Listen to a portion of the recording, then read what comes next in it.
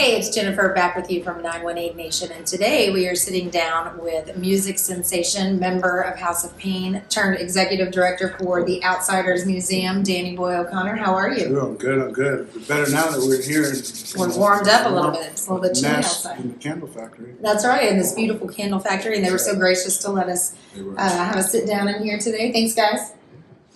So we are going to go all the way back to the beginning. So on a 3-day break while you were touring, you found yourself in Tulsa. So your first order of business was to have your driver take you around to all of the Outsiders filming sites. Something like that. So we got here in 2009. In 2009, Tulsa, if you're from Tulsa, you know downtown looks a lot different now than it did in 2009. And from what I could see, the only thing that was open when you crossed the bridge was the Cain's Ballroom, which we were playing, and Spaghetti Warehouse. Oh, yeah, which is now gone. Which is now gone. And I felt like I was on a movie set. It was beautiful. I could tell that something spectacular had happened here. Money-wise, you could see that there had been a lot of money in this beautiful town, but it just felt like it was shuttered. It was. Sure. And so I was like, wow. The intrigue was like high. And then we had 3 days off. And so it's when you route tours, if your tour manager is smart and frugal, which is what you want, you wouldn't go to the next location to, like, let's say Dallas, because you would incur that many more hotel fees, that many more everything fees. So we stayed here for 3 days. And 3 days in Tulsa, 2009, we were like, what are we supposed to do here? So we did not have a driver. We called the concierge to get us a driver. This is pre-Uber and Lyft and all that. And they said, we don't really have taxis. We can call a car service. And about an hour and a half later, a guy showed up in a soccer mom van smoking a cigarette. And he's like, are you the band? And we're like, we are. And he said, where are we going? And he said, we hoped you could tell us. And he said, well, I could show you the Rose Garden, or I could show you the Woodland Hills Mall. And we thought, wrong band, bro. Like, we're not interested in either. So we ended up going to the mall. And in the mall, we walked around the mall. Listen, I grew up in the mall. I'm an 80s kid. I was raised in a mall. But in 2009, that was not where I wanted to be. And so we went around the mall once, got back in his car, stopped at Whataburger, which was cool. And that's where, when we got back in the van, I started to think, Tulsa, son of a gun. I said, driver, was the Outsiders film here? And he says, absolutely. And he actually hit the brake a little bit. I always tell that story because the car went like, he was like, and he started to talk to me about it as he was driving down Peoria. And then, no, I didn't mind. And he said, absolutely. I said, do you know any of the locations? He said, well, I do know that the drive-in is still here, the Admiral Twin. And I said, well, let's start there. I asked the rest of the band if they were interested. They were not. So I said, all right, get out. We dropped them at the hotel. I went and got my laptop. And I went online real quick before I came back to the car, and there was a website, which is still up, Tulsa TV Memories, and they had a few of the locations. So what I was able to glean from that website was where the park was at. So that driver took me to the drive-in, mind blown. One, we don't have drive-ins in LA anymore. Two, you could just kind of walk into this one, and it looks just like it did when the movie was filmed there in '82. I saw where they snuck in under the fence. Yep. And just, again, you got to put yourself in, like, it was the 13-year-old me walking around what appeared to be a set that wasn't stricken from '82, and I just couldn't. It was surreal, and I was like, oh my God, I cannot believe this. And then we came over here to North Tulsa, and we found the park. Again, mind blown, and I knew if I could find the park, that the house was somewhere close, because they did say something about there was a Flickr account that said the house is not far from the park, but we won't give it up, the address, because there were tenants living in there for the sake of their privacy. So by finding the park, all you have to do is you look 2 streets down and you can kind of see where the house is. And so we went there, and then again, my mind was completely blown. This was in an era where Facebook was a new thing. It was actually a college kid thing more than it was like a social media for everybody, and there was still MySpace, and I was fortunate enough to have a point-and-click camera, a BlackBerry, which had like a 1.9 megapixel, which we thought was like big deal. That was and a Razor flip phone. And so we had all the necessary things to document it. And really, I just had my road manager take a photo of me out front of the house. And then we sound checked at the Cain's, and the guy said, hey, I was talking to your road manager. He told me you're good friends with Jonesy.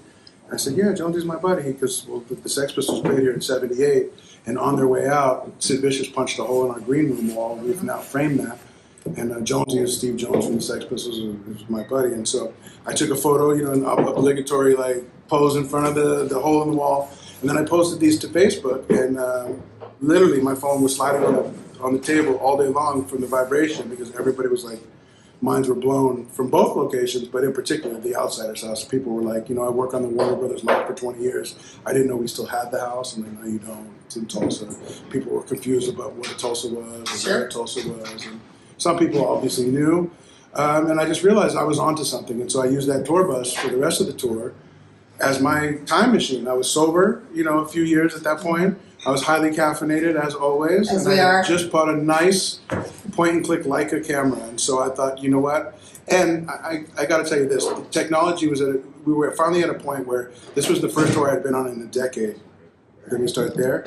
That tour bus actually had Wi-Fi, albeit slow. It was still Wi-Fi. Yeah. And I had my laptop with me. So it was very easy at this point to get on the world's largest library known to man, Google, and to go, next stop is Minneapolis. What's in Minneapolis? Oh, wow, Mary Tyler Moore Show. I love that show as a kid. I watched it with my mother. Let me find where her house was. Let me find where she threw her hat up in Nicollet Square. So I started to go and hit these locations, and it starts a hobby, and I still do that hobby today. It actually looks like this, and I brought this to show you where the plaque is going. That's why we're here at the Candle Factory, because there's going to be a plaque going on this wall up there. This is where Rumblefish was filmed. So I still kind of do this hobby. I kind of now... Let's point out, this is the building we're in right now. That's right. That's right. And so this is kind of what started it all. Finding the Outsider's house started this hobby. And, a decade later, I'm still doing that. Now, after seeing the house, I always forget to tell you that there was a sign out front for sale. And I went home, or I went to the hotel, I looked up Zillow, and they wanted $42,000 from the house. And you got to understand, coming from Beverly Hills, Yeah, that's nothing. 2009, it's not even a possibility. There is nothing for sale that has the word real attached to it for $42,000. And I know that's a lot of money. It's still a lot of money to me. Well, some days it's not a lot of money, and other times it's I don't know how someone makes $42,000 in a lifetime, because it's feast or famine if you're an artist. So I was obviously intrigued, but that inner voice kept saying, walk away, dude, that this is like way above your pay grade. You don't know anything about Tulsa. You don't know anything. Like, I was telling myself, you're not allowed to buy the world's coolest greaser for $42,000, even if you have the money, which I may or may not have had at that point. Yeah, but the sentimental value. I know, and that's how I get into these kind of problems. And so I really just kind of walked away, but I never forgot it. The hobby started after that. We do the Delta Bravo Urban Exploration Team, which is online.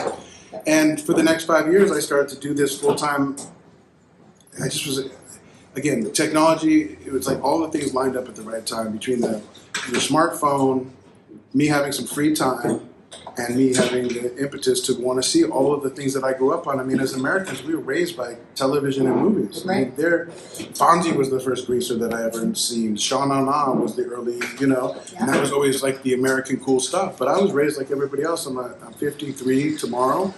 I'm a latchkey kid, and the television and a bowl of cereal was like the babysitter for the longest time. And so I wanted to know where these things were filmed, or where they're based on, or where the history was at. And then we were able to now have a phone that has navigation on it.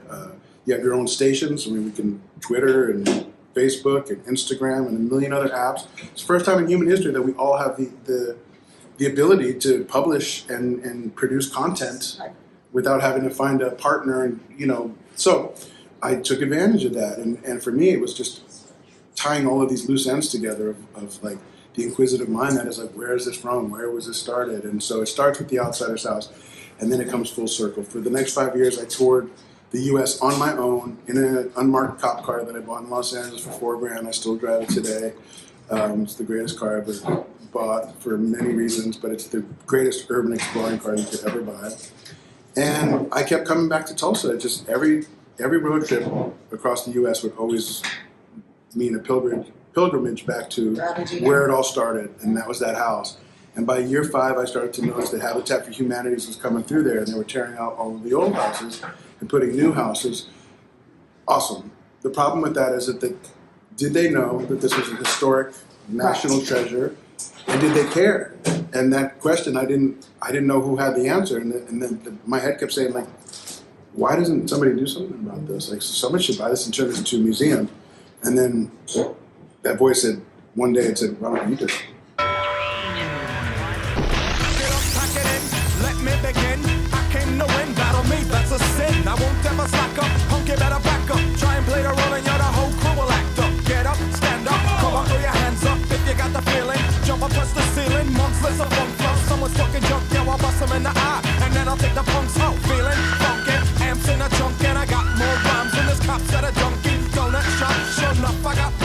It's on the